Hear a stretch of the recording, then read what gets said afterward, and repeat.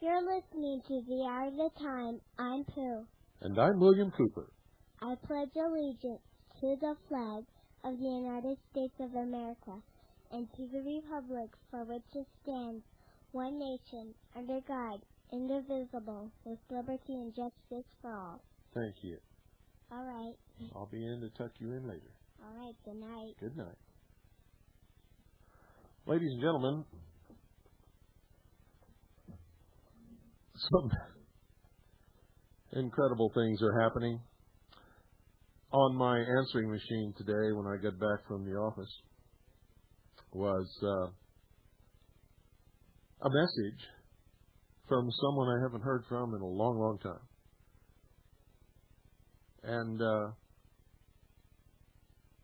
he just left a very short message, no phone number, no way to get in touch with him, anything, and said that he would be contacting me.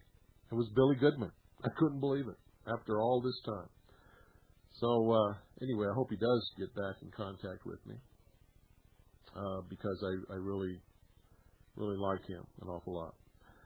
And number two is I received a postcard today from, well, I don't know from what. Most likely from someone who doesn't really understand this broadcast and has not been listening for any appreciable amount of time. For he said, and I quote, "In the last few weeks, your show, The Hour of the Time, sucks. You've really gone downhill." And then he says the reason that it sucks is because I don't have Jordan Maxwell on, or Kathy O'Brien, or I don't do the Mark Hornkey thing, which is 95% lies, 5% truth. And so I want to just set that record straight because I know that a lot of you new listeners don't understand that there are agendas being served, quite a few agendas. On this broadcast, the purpose is to reveal the truth, to dig up the truth, no matter who it hurts or helps, even if it hurts me, even if it hurts you, even if it hurts your church, even if it hurts Bill Clinton, even if it hurts my own mother. If we're living a life of deception and lies, we're not living at all. Instead, we are puppets being manipulated by those who control those lies to serve their own agendas. So we don't do those things on this broadcast. And for most of you new listeners, you just don't understand at all that most of what's being aired on all of these other broadcasts, these so-called Patriot broadcasts, were aired on this broadcast years ago. This was the first radio broadcast ever to have Jordan Maxwell as a guest. I had him on this broadcast 3 years ago. But that was when he was trying to educate people about the deception of the priesthood of all different religions. Something has happened between then and now. He is now on a crusade to destroy Christianity. If he had his way, He would take away your right to even consider being a Christian. And he would do away with all Christians. And those of you who have been listening to him lately, you can hear that. See, when he was on this broadcast 3 years ago, he was educating. He was talking about what he had learned in his research about religion and about the pagan religions and Christianity and how the two had been merged in the early days of the Christian church. And when he was doing that, it was in line with what this broadcast is all about. So he was a guest on here. He's not doing that now. He's venom in his heart. He's out to hurt people. And he has an agenda, which is to destroy an entire religion. This broadcast is about revealing the truth to you, but not destroying you or your religion or any organization you belong to. We don't even want to destroy you if you're trying to create world government and destroy us. What we want to do is open your eyes so that you'll stop doing that. You can still believe in your church, still belong to your organization.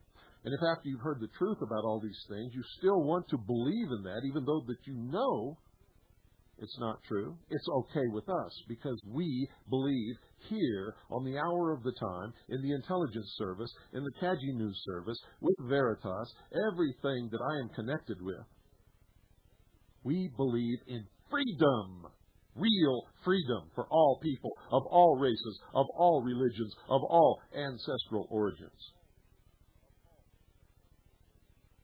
And if we reveal the truth to you and you don't like it, you don't want to listen to it, or you think it's not the truth, we're not going to bother you, and we're not going to set out to destroy you. We've done our job. We've given you what we have documented or what we believe in our heart and can generally prove is the truth. And believe me, ladies and gentlemen, sometimes the truth is elusive. So that it might open your eyes and so that you might quit being manipulated and become a real free, maybe for the first time in your whole life, free person. I would fight and die so that you can have that freedom, so that you could worship at the altar of your choice, believe whatever you want, have the freedom of speech, have all of the protections of our natural rights guaranteed by the Constitution and the Bill of Rights. That's what this broadcast is all about. Most people don't understand freedom. You see, to most people, even most people listening to this broadcast as I speak, freedom means only that I can do and say what I want if it agrees with what you believe or with what you want me to say and do. But you see, real freedom is this, ladies and gentlemen. I'm free to do anything I want, period. Makes no difference. As long as I do not hurt the person or property of any other human being or break the law. And the law is created by the society in which we live. If we don't like the law, there are means to change those laws. And if we can't change those laws, it means the majority of the people in that society believe that the law is correct and true and good and therefore should not be changed. That's why they're having such a hard problem getting the guns out of the American people's hands, is because the American people don't buy that jive. They know that when they give up their guns, they're going to be slaves. They're not going to do it. It's not going to happen.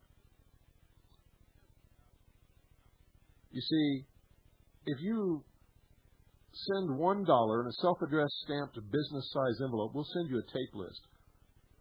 And you'll see that almost everything that's being discussed on any radio program in the entire country has already been covered on this broadcast years ago. And what we're covering now, the exposure of the lie of the master race of British Israelism, has never been exposed on any radio broadcast ever in the history of the world. Period. And yet you're ignoring that and sending me a postcard because you want to hear Kathy O'Brien. Kathy O'Brien is a liar. Barefaced, unmitigated, unabashed, unashamed liar. She has an agenda. Now, she says that she's never been able to sue the United States government because the suit is blocked by the National Security Act, and the courts ruled that she cannot bring suit because of the National Security Act. She's a liar. You see, Kathy O'Brien has never brought suit against anybody, not the United States government, not anybody. And she will not bring suit against me because I can prove in 3 seconds flat in any courtroom in this country that she's a liar. And there's no veil of national security here. So if Kathy O'Brien is telling the truth, she's going to sue me tomorrow. I guarantee you, ladies and gentlemen, she will not sue me. She has never sued the United States government. Her whole story is a concoction, a barefaced lie. Yes, there is documentation that proves mind control experimentation, some of it absolutely horrible, beyond belief. And it's all been documented on this broadcast years ago and in my book, Behold a Pale Horse, before Kathy O'Brien or anybody else ever came on the scene. And that includes her sidekick. They claim they have thousands and thousands and thousands of pages of documentation, yet they will not release that documentation to anybody. They just give you a little bit. What is the little bit they give you? The same little bit that people have always had, that have studied mind control for many, many years. The same information that I've revealed to you on this broadcast and many others have revealed in their books and on broadcasts about mind control. Kathy O'Brien is an unmitigated, barefaced, unabashed, unashamed liar.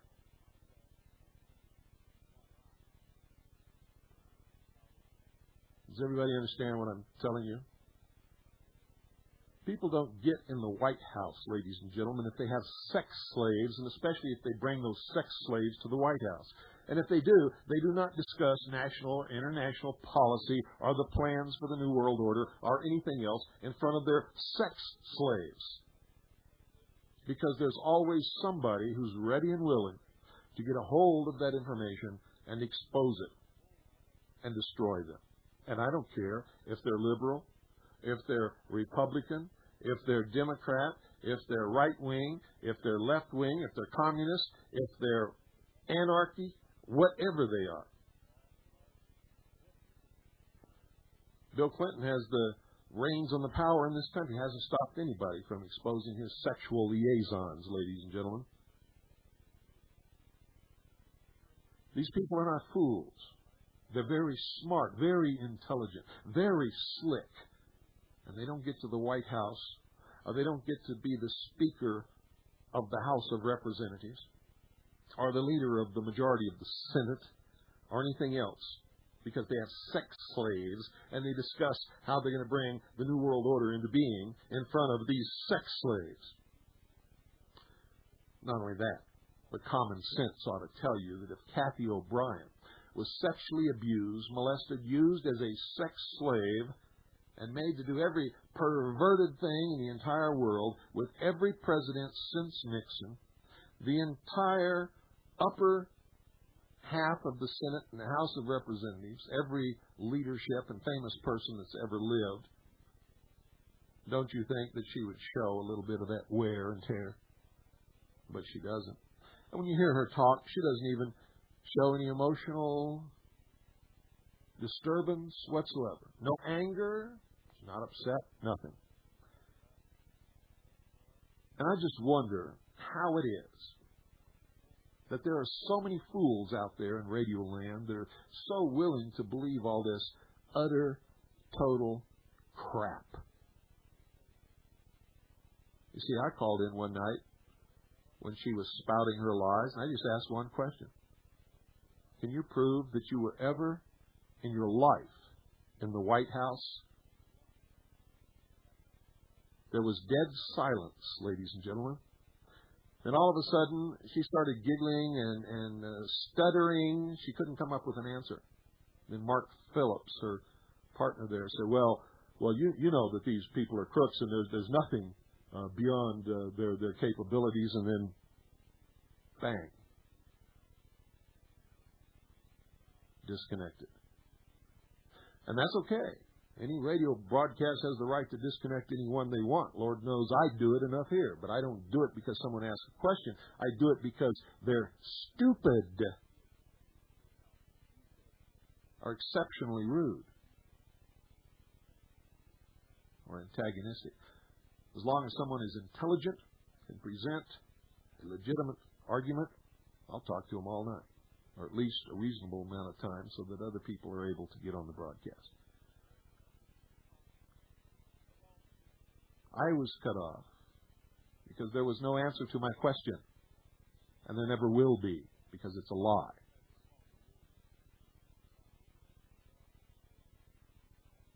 You can take her book and pick it apart piece by piece. It is a conglomeration of lies. I don't know what Mark Phillips' story is. I don't know why he's hooked up with Kathy O'Brien. But I will tell you this. Kathy O'Brien is a liar. She's a scam. She has an agenda.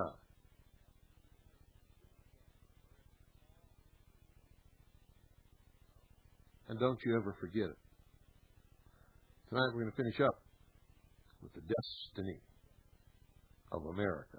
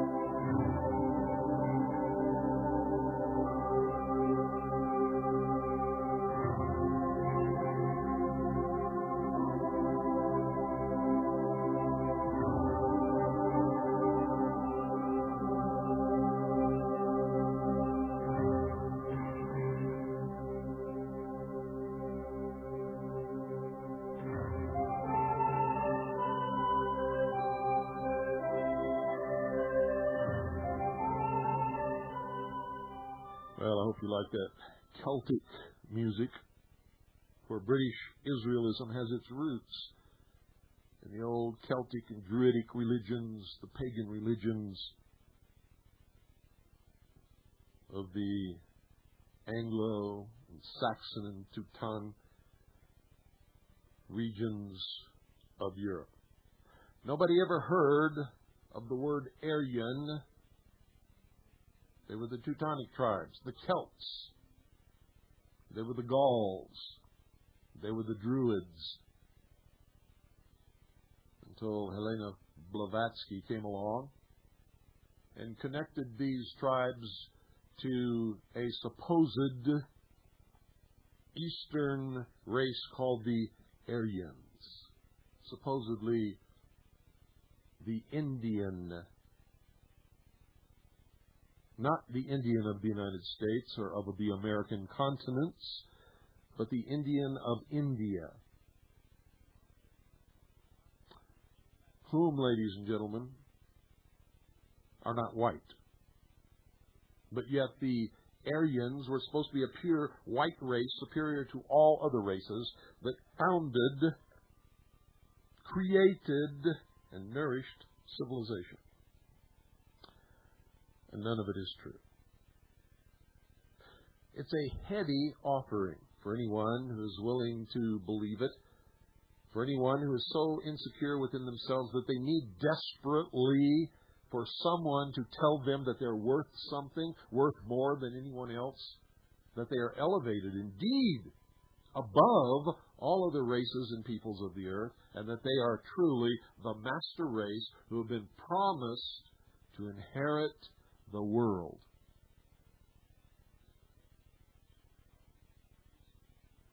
Isn't that something?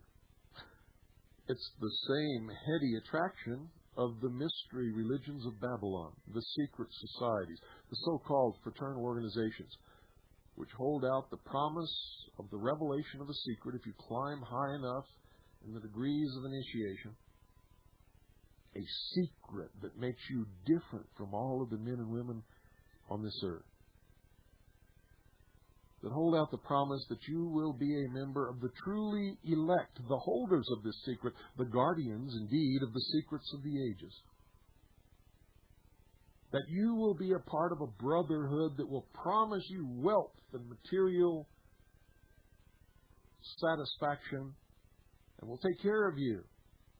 And if you're in legal problems and you go before a judge who is also a member of this brotherhood and you give the secret sign, you will prevail against your enemies in that courtroom.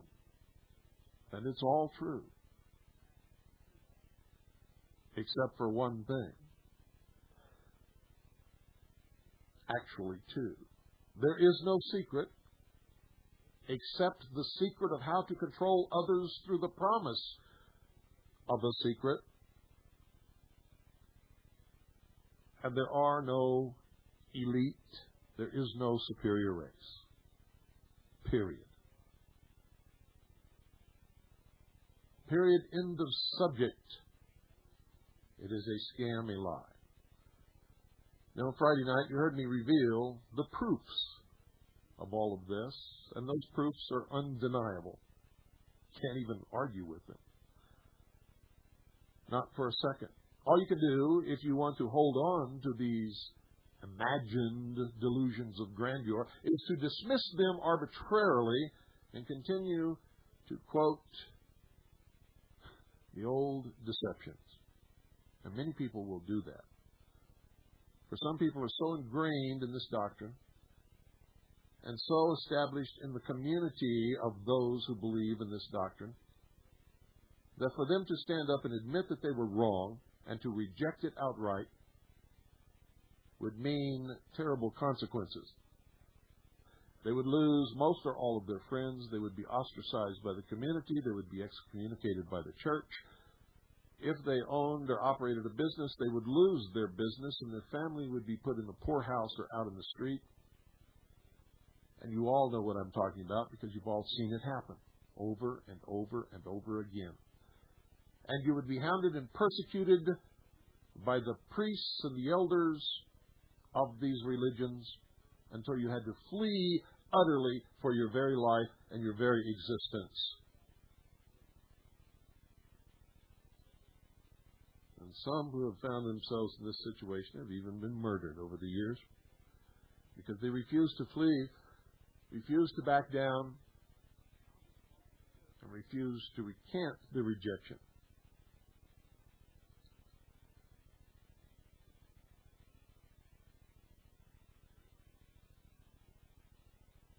The original population of this country, ladies and gentlemen, and I'm not talking about the Native Americans who were already here. I'm talking about the immigrants from the very first. The original population of this country came from England, indeed from this whole continent came from England, later from France. The destiny shapers of America failed to advise us, ladies and gentlemen, how in this process, if these are lost tribes that they're talking about, how in this process of crossing the Atlantic, the Ephraimites changed into children of Manasseh. How did that happen? Oh, well, some say that there were 12 original tribes of Israel. Many of them lost tribes, which isn't true, and the Bible substantiates that they were never lost. Never, ever, not once. But that Manasseh is the 13th. Well, if there are only 12 original tribes, where does this 13th come from? Anybody have an answer to that? Because these same people claim that the formation of the state of Israel fulfills the prophecy of all of Israel coming together again into a nation. Therefore, Manasseh cannot be the reformed tribes of Israel. whether lost or not. So what is this all about?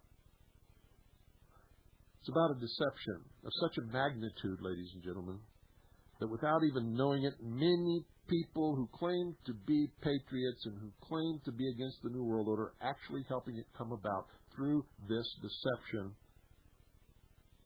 of the mystery religion of Babylon and international Zionism, which have combined their forces. And folks, Zionism is not Judaism. So don't go blaming it on the Jews. Many Jews are Zionists. Many Jews are not Zionists and reject it outright.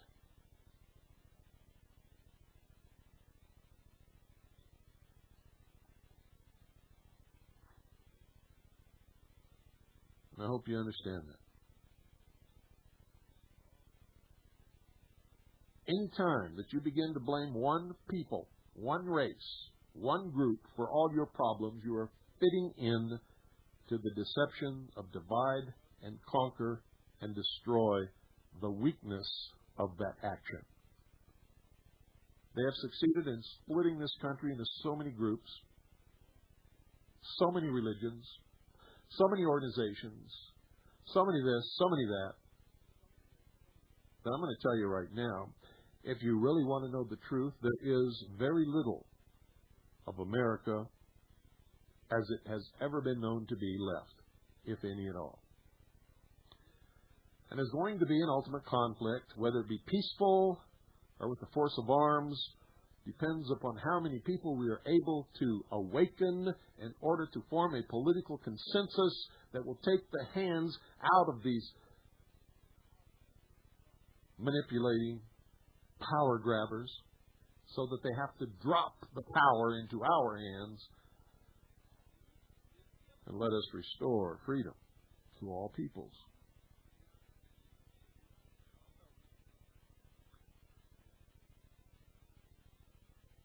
There is, of course, a great deal more, and it's extremely interesting study, an interesting conversation, if you can converse with someone who is intelligent enough to be able to converse, rather than argue dogma.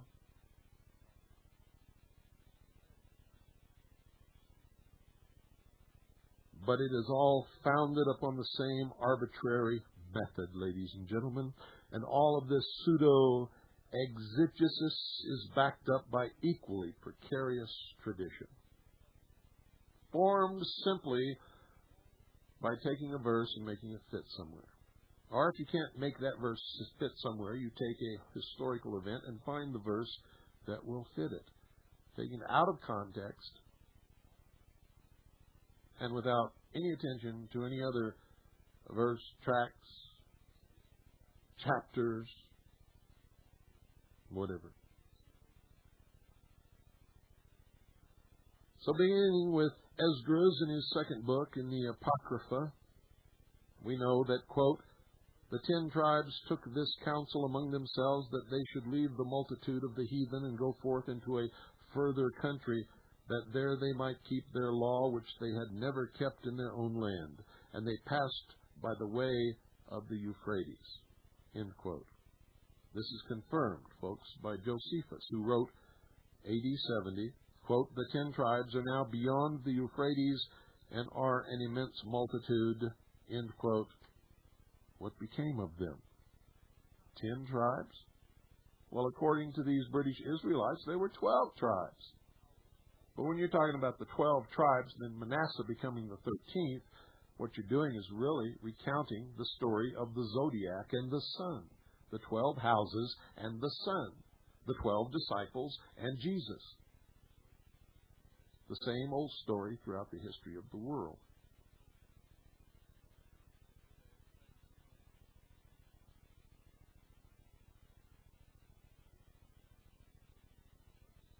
British Israelites claim they have the answer.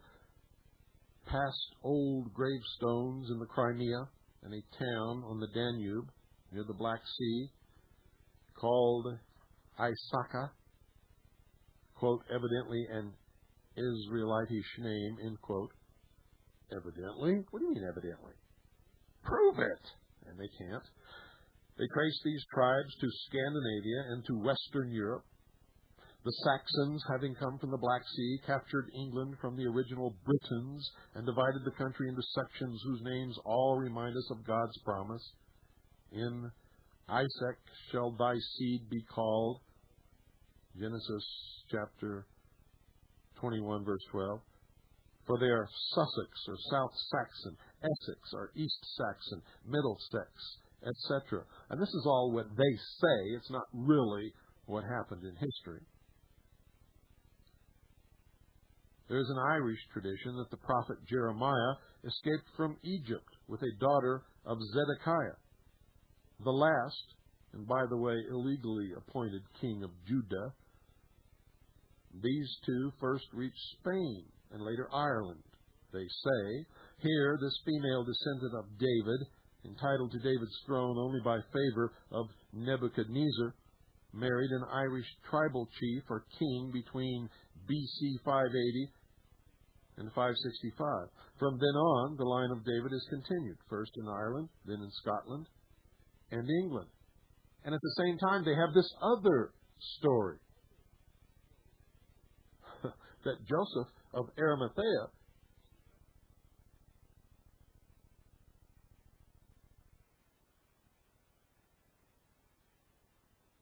have this other story that says the same thing with different names. That Joseph of Arimathea took Mary of Magdalene, who was really, according to this story, the wife of Jesus, and her children, the children of Jesus, to Scotland and Ireland.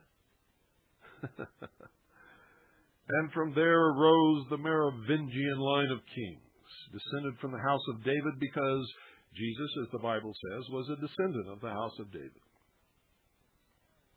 And so his progeny would also be. Think about that.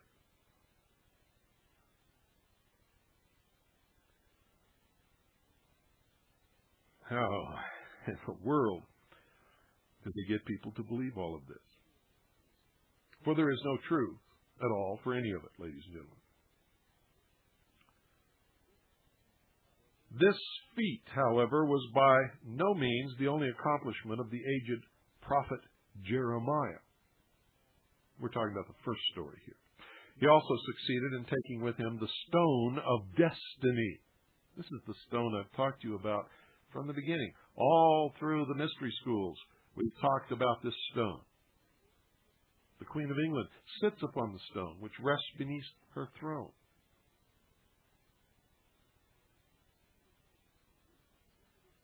He succeeded in taking with him the stone of destiny.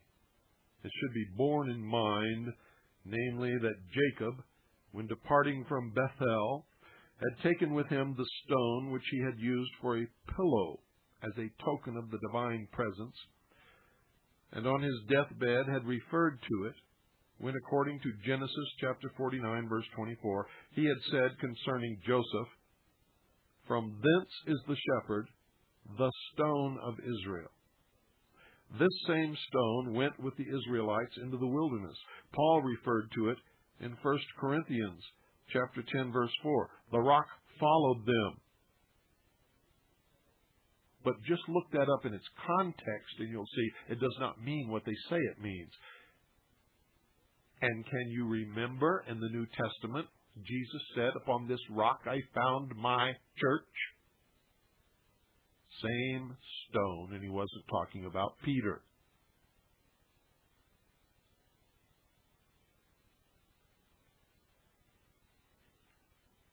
And I know that many of you don't understand.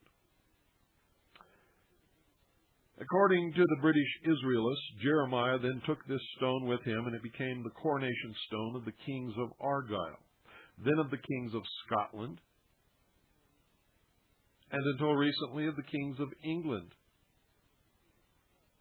But you see, this is not an unbroken line of ancestry. This is a line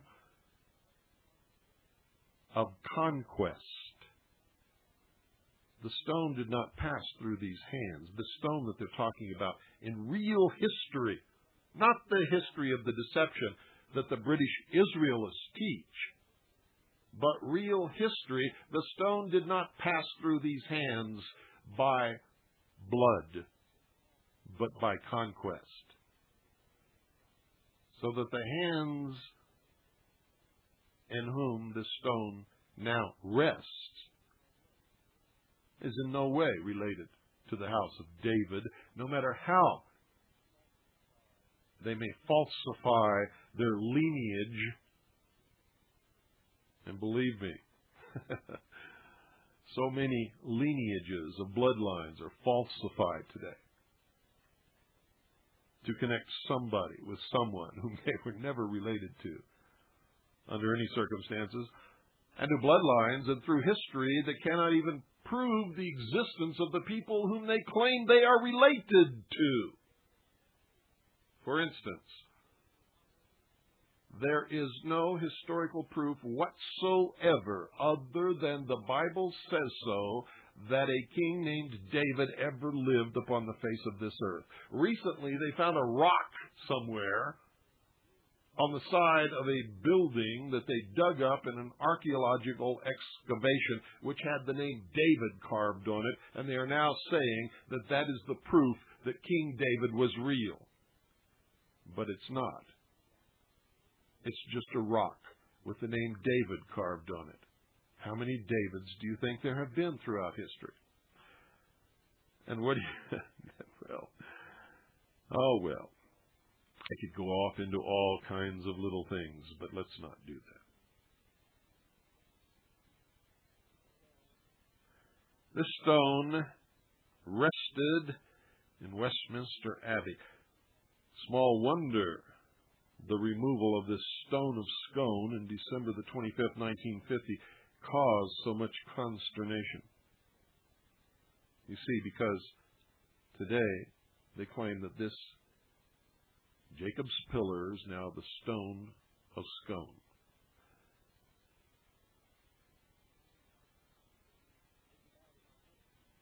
There's about as much historical evidence for all of this as there is for the alleged story which claims that there is among Roman Catholic relics the stone upon which the rooster stood when he crowed at Peter's denial of his Lord, or for that matter, for the feather that dropped from the wing of the angel Gabriel when he announced the Savior's birth to Mary.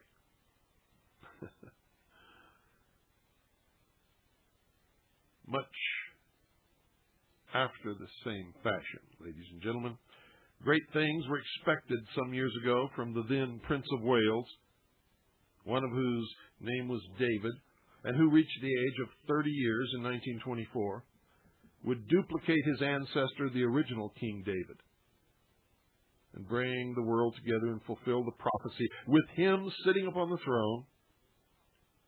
But Prince David, meanwhile, having become King Edward VIII, abdicated from the throne of Judah and Israel, British, in favor of the woman he loved. That's his exact words, quote, "the woman I love," end quote. And the Duchess of Windsor proved a spoke in the wheels of Anglo-Israeli exegesis. You can't look within the narrow confines of this brief 2 nights into various other angles of the strange theory which is said before boasts at least 2 million adherents worldwide, such as the fact that anthropological and racial studies and comparisons have refuted the British Israel assertions concerning the racial peculiarities of the English and British as thoroughly as those of the Mormons that the American Indians are the Lamanite seed of Jacob. It's all false, all a lie. And many people believe it, and that's why they call it religion. And I'm going to tell you right now that all religious beliefs are based upon an article of faith which cannot be proven to anyone period. Many of them can be disproven, but none of them can be proven at all. If they could, it would be called science and not religion. So somewhere along the line, someone has convinced people to believe these things, and they have found it in their best interest to do so. And I find no fault with this.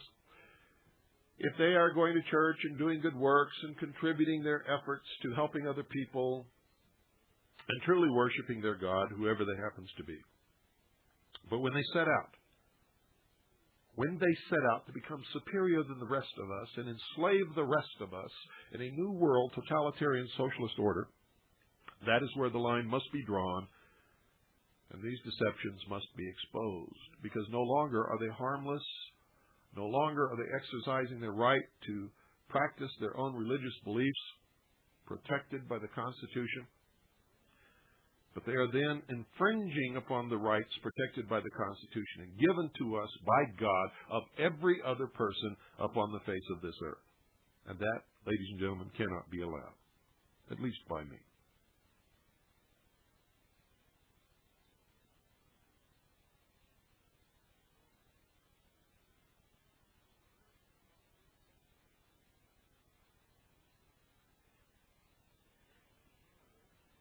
So again, I want to reiterate that by this little expose of Friday night and tonight, I'm not attempting to destroy your religion or tell you that you cannot worship that religion or that you should not worship that religion, but to reveal to you the deceptions that are practiced upon all of us by the priesthood, by the powers that be, the secret societies, forces within governments, in order to make us believe in certain things that will ensure our own enslavement. And ladies and gentlemen, I'm going to tell you that all major organized religions today are involved in this deception. I don't care what you call that religion. I don't care what part of the world that religion exists at. I don't care who belongs to it. It is true.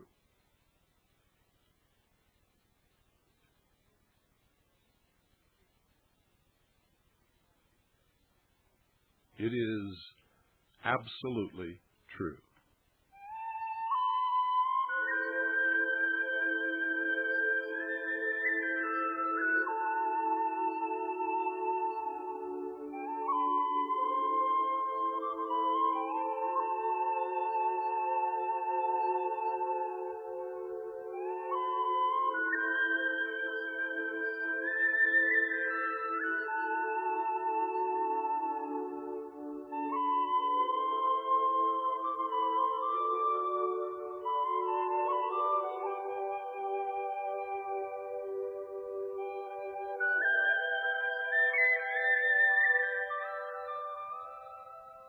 In Jesus' day, he would have called these manipulators, these deceivers, and these liars Pharisees.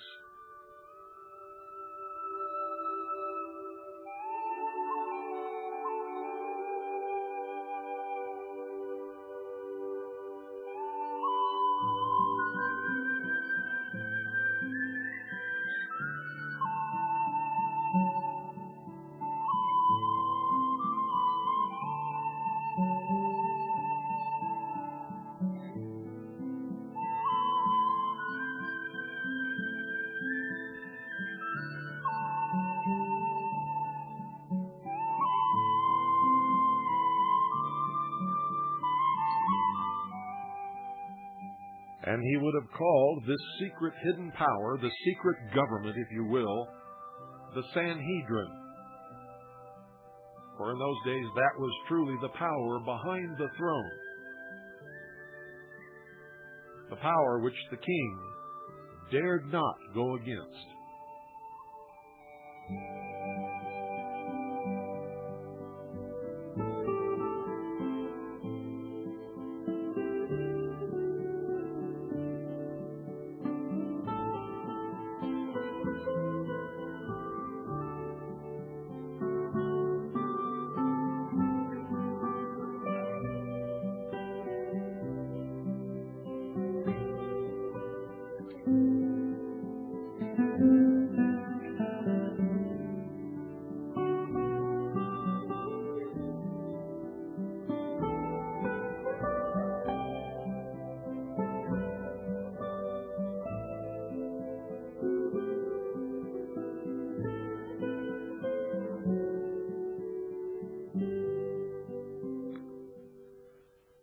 Well, we can take calls until the end of the hour if you'd like. The number is 520-333-4578. That's 520-333-4578. While we're waiting, I'm going to give you the new address for the Research Center, for Veritas, for the Hour of the Time, for all of us, as a matter of fact. It's Harvest. If you're writing to Veritas, write to Veritas in care of Harvest, Harvest, P.O. Box 1970. That's P.O. Box 1970. Eager, spelled E-A-G-A-R. That's Eager, spelled E-A-G-A-R, Arizona, 85925. Once again, the zip is 85925. The entire address is whoever you're writing to. If you're writing to me, it's William Cooper in care of Harvest. If you're writing to the Intelligence Service, it's the Intelligence Service in care of Harvest. If you have a question about an order, write to Annie in care of Harvest.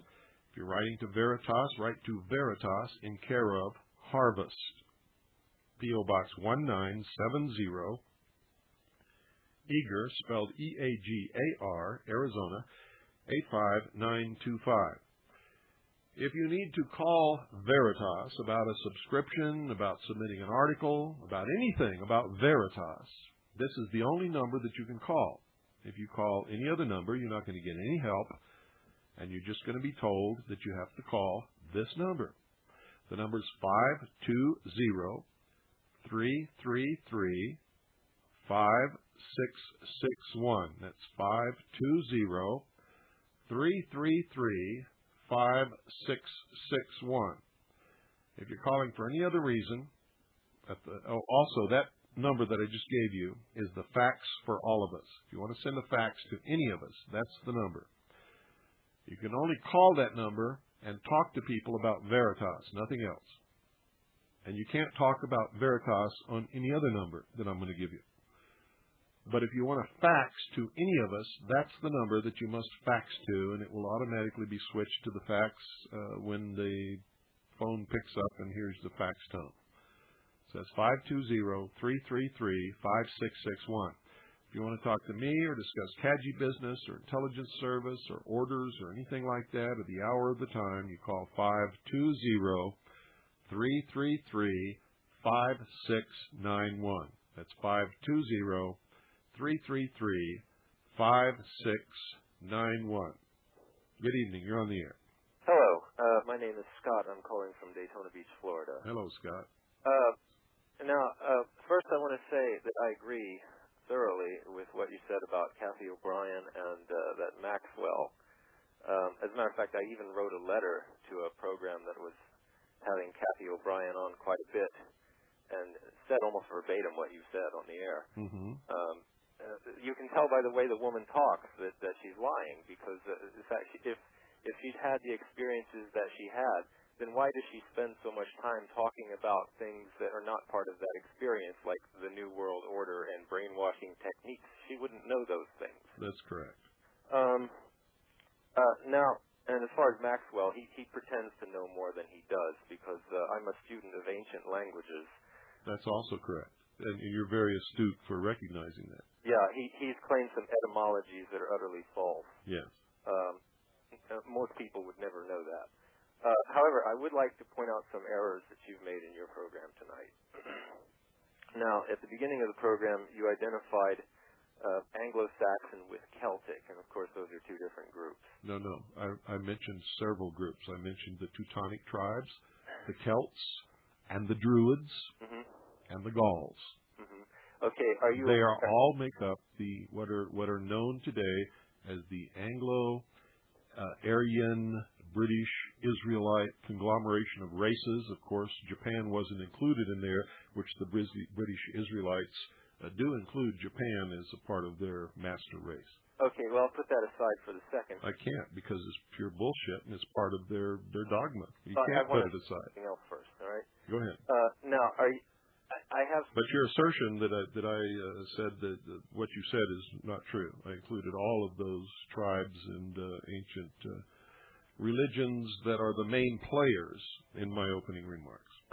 Well, now I have studied Sanskrit, and I am aware of the fact that Erin, which is, of course, the Gaelic name for Ireland, is etymologically... Erin is not the Gaelic name for Ireland. I just looked it up in the dictionary. Erin is not the Gaelic name for Ireland. Erin, in the Hebrew tongue, literally means the priesthood. Has nothing to do with Ireland. Well, that's probably a completely different word. I just looked it up in the dictionary. No, it's not a different word. I've been all through this many different times. But go ahead and finish your... Professor of Sanskrit told me that Erin, or air, which is a different version of it, is etymologically related to the word Arya and also to Iran. They're all the same root, right? And so, in fact, the Aryans of India are related to the Aryans of Europe. And you say that they look completely different. Well, yes, a lot of them do because of racial mixture. But if you look especially at a lot of the people from Punjab, there's a television program. I was in Toronto. They have a lot of multicultural programming on television. One of the programs on is a Punjabi program, and the woman that hosts it is the most Nordic-looking woman you would ever want to see. I think that's... Well, now, wait a minute.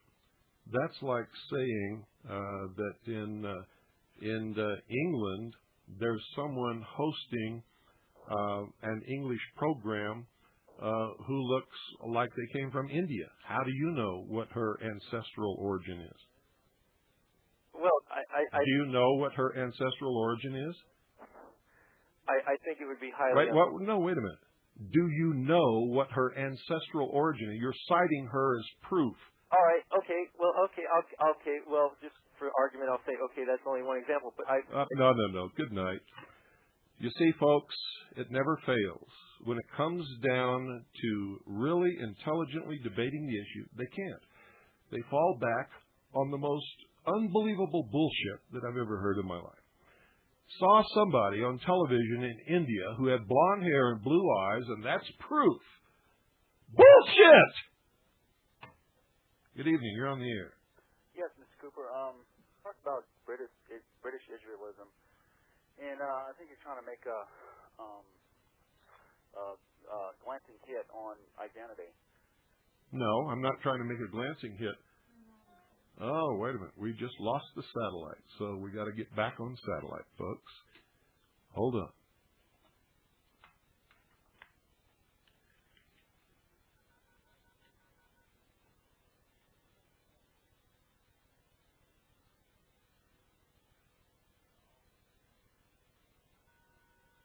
Are we on, Annie? Well, it's just like always, folks. When we're talking about something that really gets to this New World Order crowd, they knock us off the satellite. And that's what happened tonight. No, I'm not trying to make a roundabout hit on Christian identity. I'm making a direct hit on Christian identity. I don't mince words, and I don't sneak around by the back door. And also, you don't look at history. I look exactly at history. I cited history tonight many times. I cited the proof. Now, argue the proof. Argue intellectually the points of proof, if you can. By faith, Mr. Cooper, or by sight? Pardon? You claim to be a Christian. Do you live by faith or by sight? What are you talking about? How many different churches of Christianity are there? Well, there are many. How many?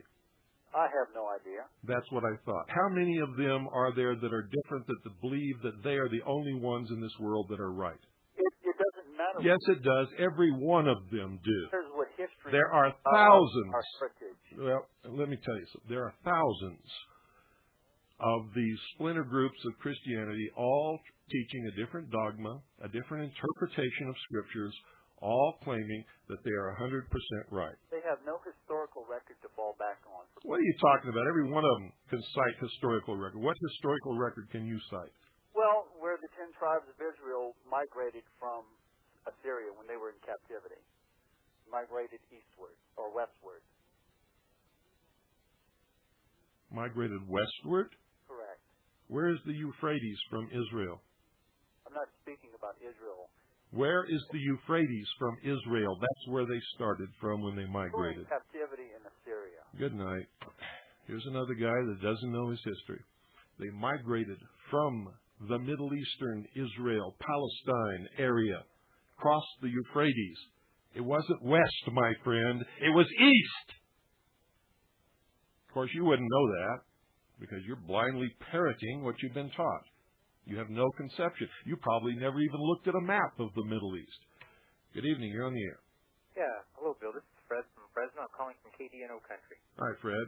I read your book. Richard Palmquist, one of my favorite people. Yes, he is. A man with guts. Yes, he is.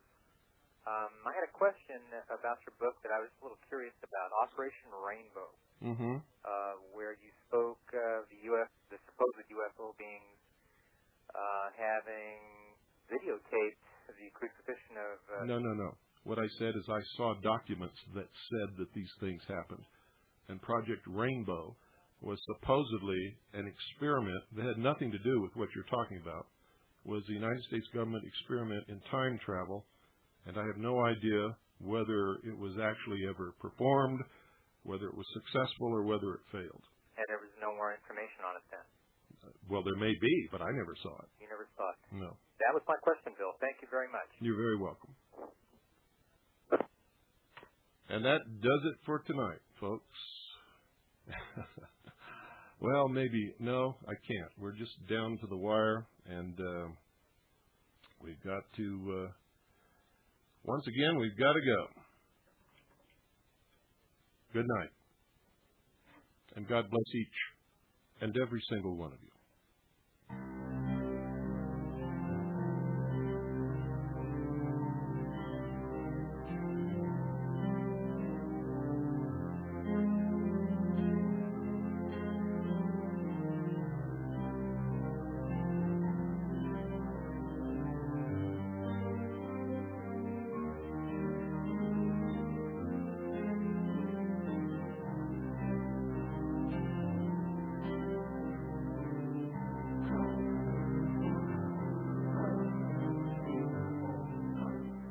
There is no master race, ladies and gentlemen, only the human race. And the quicker you get that through your head, the quicker we will be able to leave peacefully all other people alone and enjoy life upon this earth and stop manipulating and stealing and taking freedom and enslaving. Don't buy into the deception.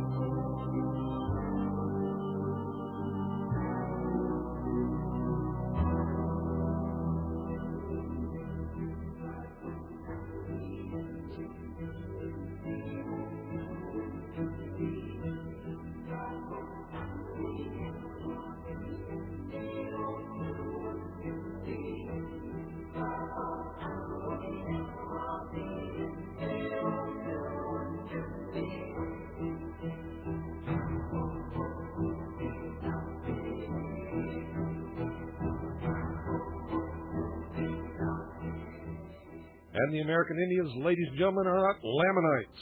If you don't believe me, ask them. They'll tell you.